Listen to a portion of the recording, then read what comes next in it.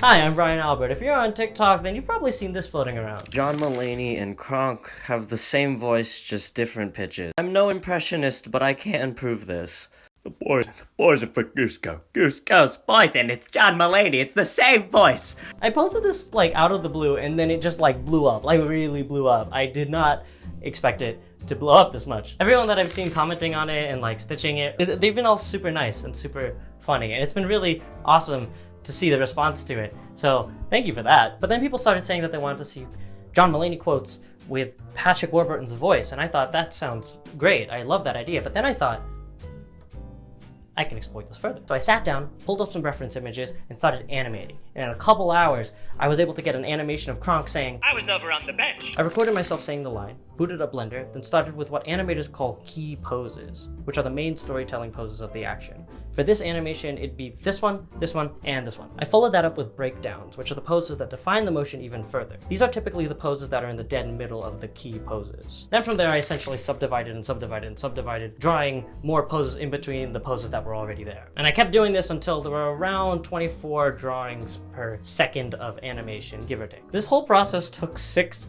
hours, and it wasn't even a finished animation. It is still very rough. There are a lot of things wrong with this animation. But the important thing about this rough stage is getting the motion down and making it really feel alive. But at the end of it, it looked like this. I was sitting over on the bench. I was sitting over on the bench. I was sitting over on the bench. To make Kronk move as dynamically as possible, I kept in mind the 12 basic principles of animation, which were developed by 9 Disney animators in the late 1920s and early 1930s. I won't be going into all of them, but there are 2 real important ones that I had to keep in mind while animating Kronk. The first one is actually kind of a double, timing and spacing. Timing is how long it takes an object to do an action, and spacing is where that object is at each specific moment in that duration of time. It's very physicsy. How much space an object moves through in a given amount of time determines how fast the object goes, which sounds like common sense, but you'd be surprised how often I get it wrong. The second principle is overlapping action and follow through, another sort of double feature. Not everything moves at once. When there is a loose part of an object,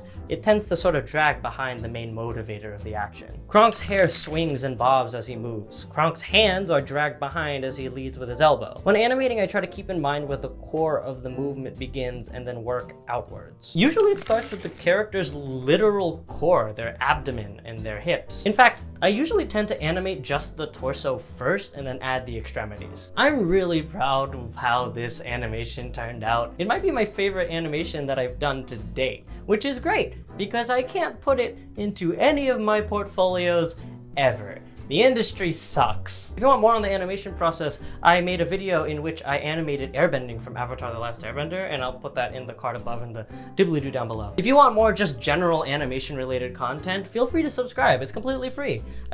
I don't make any money. I'm an artist. Thank you all so much for watching. Take care of yourselves, and I'll see you next time.